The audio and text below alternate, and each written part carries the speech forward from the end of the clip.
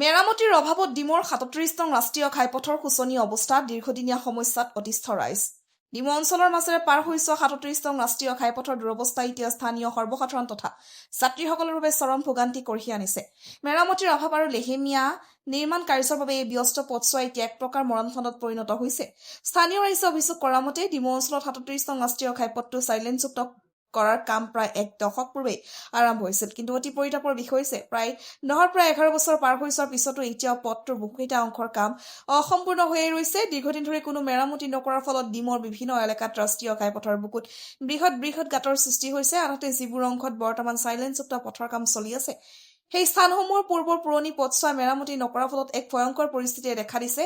বৰষুণ দিলে বোকাময় আৰু খৰাং বতৰত ধূলিৰে ধূসৰিত হৈ পৰা এই পথছোৱা দৈনিক সৰুবৰ দুৰ্ঘটনা সংঘটিত হৈ আহিছে। স্থানীয় ভুক্তভোগী ৰাইজৰ ক্ষোভছে জনসাধাৰণে জীয়াতু ভুগিবলগীয়া হোৱা এই গুৰুতৰ সমস্যাটোৰ পাছত চৰকাৰ তথা বিভাগীয় কৰ্তৃপক্ষই পথ মেৰামতিৰ ক্ষেত্ৰত কোনো ধৰণৰ গুৰুত্ব আৰোপ কৰা নাই।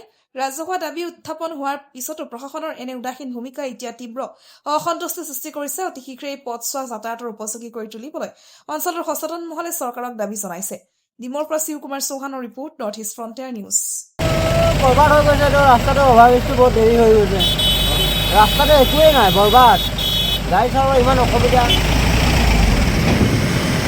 চলাব নোৱাৰে। যিটো ৰাস্তা ক্ষতি যিটো হৈছে নহয়, সেইটো এতিয়া চলাব নোৱাৰে, কেলা পল্টি মাৰি দিছে এইবোৰত। ৰাস্তা গোটেইখিনি বনাইছে হয়, কি বনাইছে আমি ক'ব পৰা নাই, কিন্তু বনাই থকাটো বনাই আছে, কিন্তু একো বনোৱা নাই, কিন্তু গোটেই বেটেৰী পল্টি মাৰি দিছে। কিমান ক'ব হ'ব।